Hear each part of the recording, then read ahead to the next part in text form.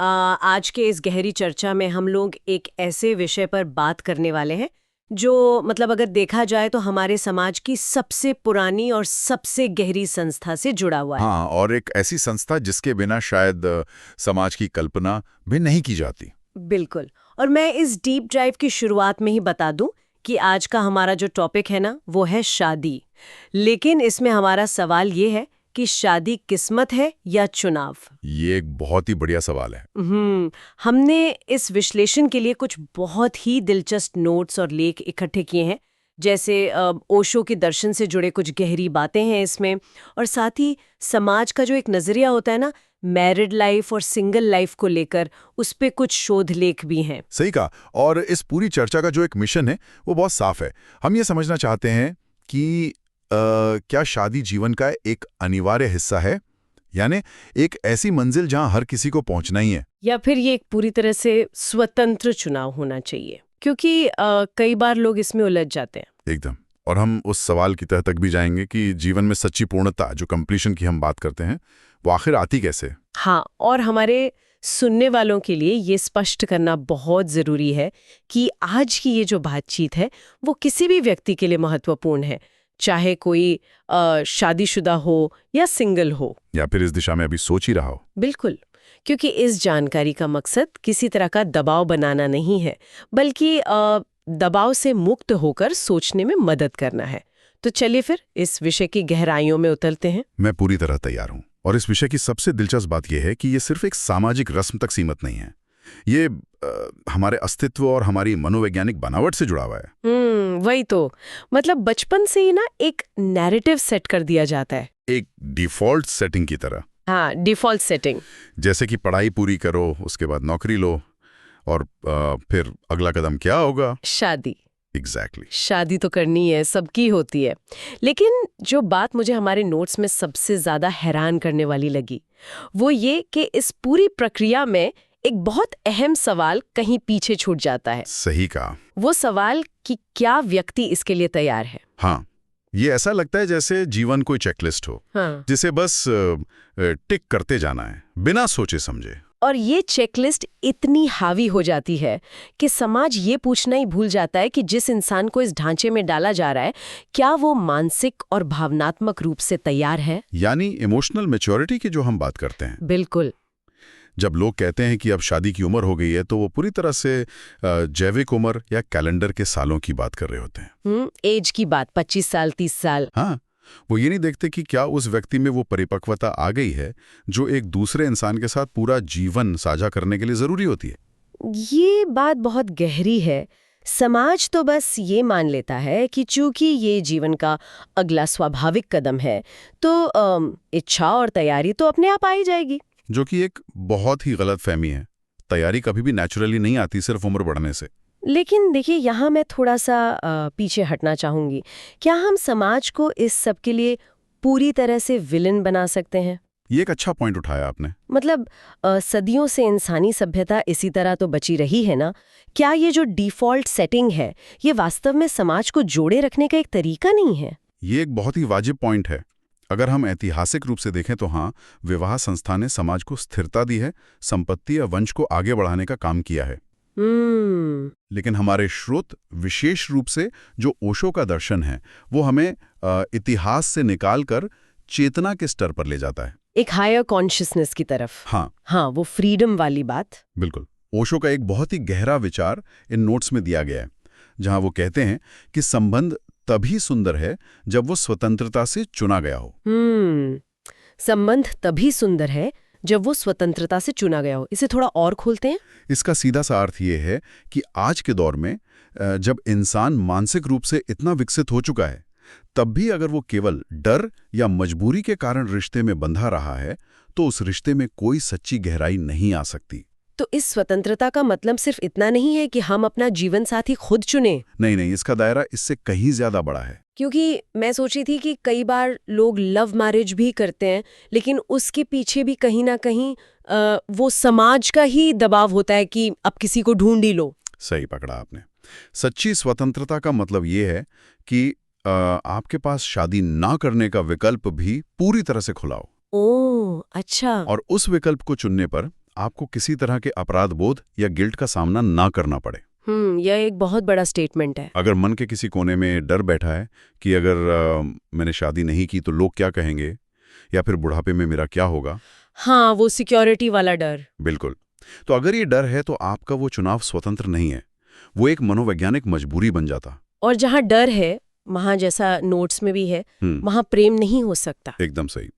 जहाँ प्रेम नहीं है वहाँ एक सच्चा संबंध कैसे पनप सकता है, सोचने वाली बात है। ये सच में बहुत गहरी बात है।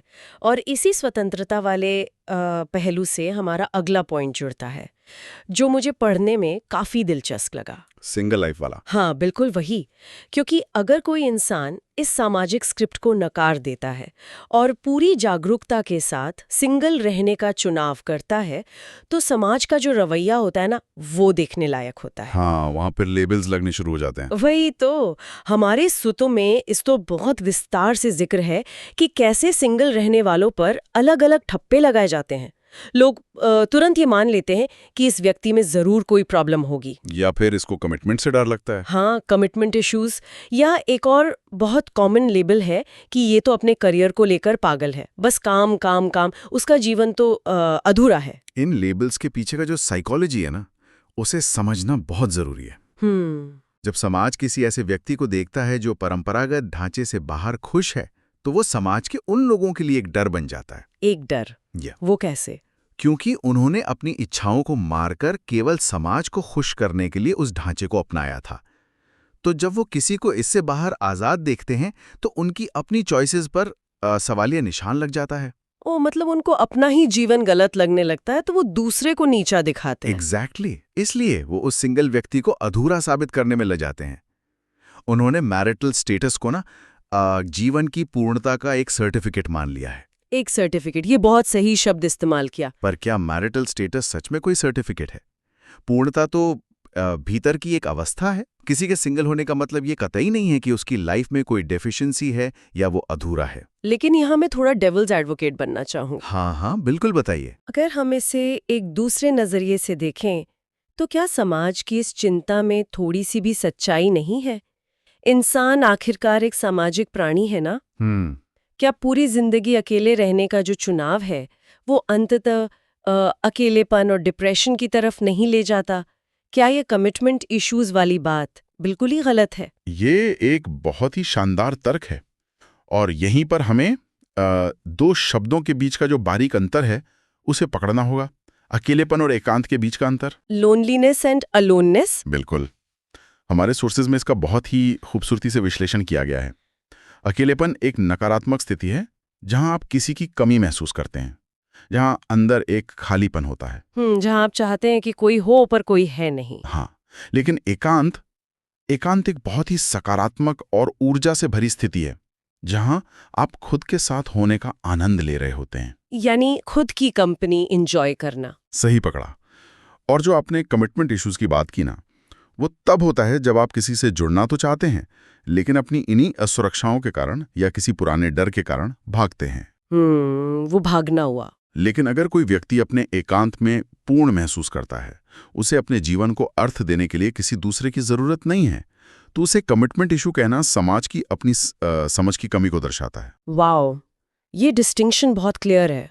वैवाहिक स्थिति कभी भी आपके अंदर की पूर्णता तय नहीं कर सकती। तो इसका मतलब ये हुआ कि एक सिंगल व्यक्ति पूरी तरह से आनंदित और मुकम्मल हो सकता है, और ठीक इसके उलट एक व्यक्ति जो शादीशुदा है, जिसके पास एक पूरा भरा पूरा परिवार है, वो भी अंदर से एक गहरा खालीपन और अकेलेपन महसूस कर सकता है। 100%।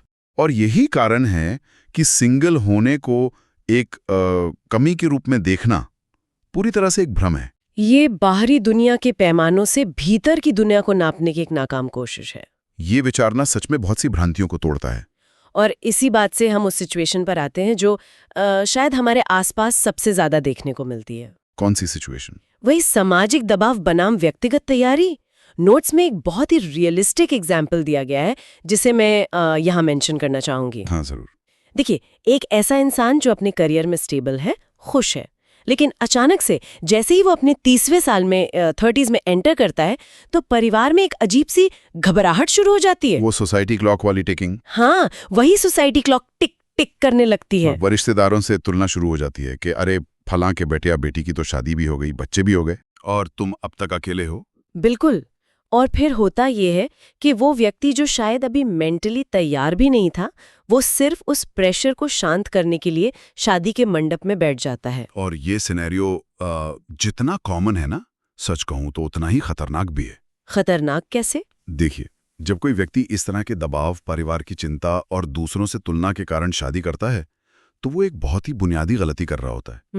वो अपनी एक टेम्परेरी मानसिक उलझन और सोशल प्रेशर को दूर करने के लिए एक दूसरे इंसान के पूरे जीवन को दांव पर लगा रहा है।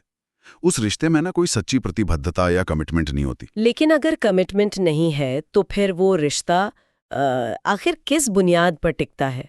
क्योंकि हम देखते हैं कि ऐसे कई रिश्ते लाइफ लॉन्ग चलते तो हैं। वो चलते हैं अनुपालन या कंप्लायंस की बुनियाद पर, एक सामाजिक कर्तव्य समझकर, एक ड्यूटी की तरह। हाँ, वो एक ऐसा कॉन्ट्रैक्ट बन जाता है जिसे बस निभाना है। चुनाव की जगह वहां कर्तव्य ले लेता है और प्रेम की जगह मजबूरी ले लेती है। बड़ी अच्छी लाइन है ये, चुनाव की जगह कर्तव्य और प्रेम की जगह मजबूरी। जब कोई दबाव में आकर शादी करता है तो उसका जीवन साथी उसके लिए एक साथी नहीं रह जाता, वो बस समाज के सवालों को चुप कराने का एक औजार बन जाता है। एक औजार? बाप रे, ये सुनने में थोड़ा कठोर लगता है। कठोर है पर सच है। ये कुछ वैसा ही है कि आप किसी ऐसी ट्रेन में चढ़ गए हैं जहां जाना आपका कोई लक्ष्य नहीं था, बस सब लोग उस ट्रेन में चढ़ रहे थे तो आप भी चढ़ गए। और फिर पूरी जिंदगी उस सफर में बस घुटन महसूस करते रहे। एग्जैक्टली, यही होता है अधिकतर। ये सच में एक आई ओपनिंग पॉइंट है, समाज के सवालों को चुप कराने का औजार। जब रिश्ते की शुरुआत ही इस नियत से हो तो उसमें वो नेचुरल वार्म्थ कैसे आ सकती है? नहीं आ सकती। लेकिन यहाँ मैं एक बात जरूर क्लैरिफाई करना चाहूंगी। हमारे जो सोर्सेज हैं और हमारी जो चर्चा हो रही है, ये किसी भी तरह से विवाह संस्था के खिलाफ नहीं है। बिल्कुल नहीं, ये स्पष्ट करना बहुत जरूरी है। ऐसा नहीं है कि शादी करना कोई गलत चुनाव है या ये हमेशा दबाव में ही होता है। जो ट्रेडिशनल शादियां होती हैं वो भी काफी सफल और गहरी हो सकती हैं। सही कहा। देखिए, स्रोत विवाह का विरोध नहीं कर रहे हैं, वो विवाह की गलत नींव का विरोध कर रहे हैं। गलत नींव? शादी एक बेहद खूबसूरत, गहरा और जीवन को समृद्ध करने वाला अनुभव हो सकता है, लेकिन शर्त यही है कि वो पूरी जागरूकता के साथ की गई हो, एक कॉन्शियस चॉइस हो। हाँ, जब वो किसी मजबूरी का परिणाम ना होकर एक फ्रीली चोजन डिसीजन हो।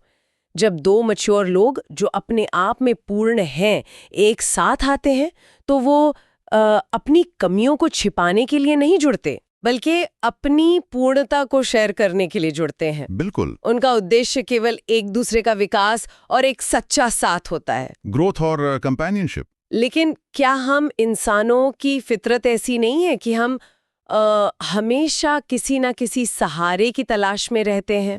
लोग अक्सर यही करते हैं। बहुत से लोग तो शादी को एक तरह का रेस्क्यू मिशन समझते हैं। उन्हें लगता है कि कोई उनकी लाइफ में आएगा और उन्हें उनके अकेलेपन या जो उनकी उदासी है उससे बचा लेगा। और यही सबसे आम और सबसे बड़ी गलतफहमी है। तो क्या अपनी खुशी के लिए किसी और पर निर्भर होना नेचुरली हमारे अंदर नहीं है?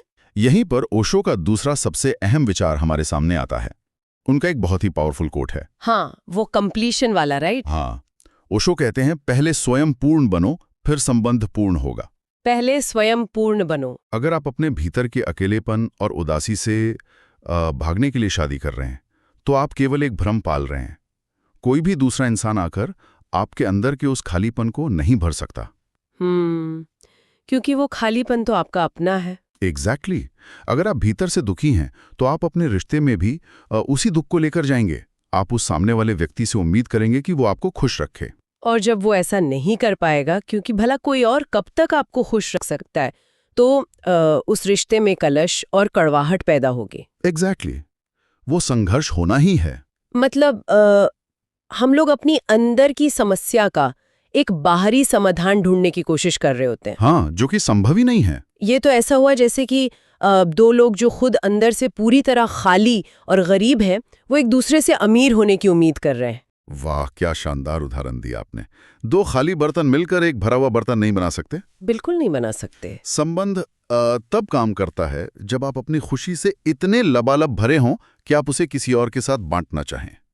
शेयरिंग हो जहां। तो रिश्ते की सफलता इस बात पर डिपेंड नहीं करती कि आपको सामने वाले से क्या मिल रहा है। नहीं, वो इस बात पर निर्भर करती है कि आप दोनों उस रिश्ते में अपनी कौन सी ऊर्जा लेकर आ रहे हैं।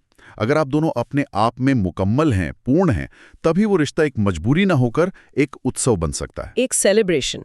ये नजरिया सच में चीजों को देखने का ढंग ही बदल देता है। ये हमें सोचने पर मजबूर करता है कि हम जो भी लाइफ चॉइसेस ले रहे हैं उनके पीछे की असल नीयत क्या है। बिल्कुल, नीयत सबसे जरूरी है। तो अगर अब हम इस पूरे विस्तारित विश्लेषण को समेटने की कोशिश करें, आज के हमारे जो मेन टेकअवेज हैं वो क्या निकल कर आते हैं। सबसे पहली बात तो मुझे ये समझ आई कि जीवन का कोई एक बना बनाया सांचा या टेम्पलेट नहीं है।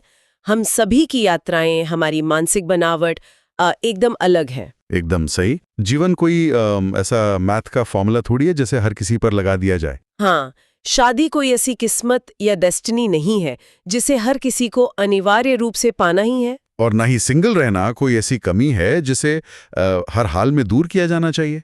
ये दोनों ही आपके अपने अपने रास्ते हैं, अपने अपने चुनाव हैं। हाँ, और सबसे बड़ा टेकअवे ये है कि दोनों ही रास्तों पर जीवन को उसकी पूरी गहराई और आनंद के साथ जिया जा सकता है अगर जागरूकता हो तो। और मुझे लगता है इसके साथ ही हमारे समाज को भी अपने सवाल थोड़े बदलने की जरूरत है।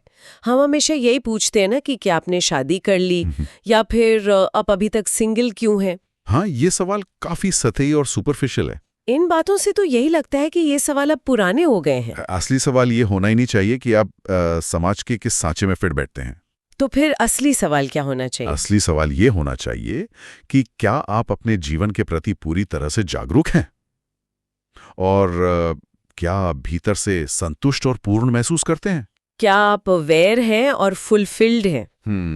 क्योंकि एंड में ना आपका वैवाहिक स्टेटस, मैरिटल स्टेटस आपको शांति नहीं दे सकता। आपकी अपनी अवेयरनेस और आपके चुनाव की आज़ादी ही आपको असल शांति दे सकती है। बहुत ही डीप और विचारणीय बात है ये डीप डाइव निश्चित रूप से उन सभी पुरानी धारणाओं को, उन माइंडसेट्स को चुनौती देती है जिन्हें हम बस बिना सोचे समझे धो रहे थे, एक डिफॉल्ट पाथ पर चलते हुए। बिल्कुल। तो अब इस विश्लेषण को समाप्त करते हुए हम यहाँ एक ऐसा पॉइंट छोड़ना चाहेंगे जिससे सोचने की एक नई दिशा मिले, एक ऐसी चीज जो इन स्रोतों की नींव से जुड़ी तो है पर दिमाग के जाले खोल देती है।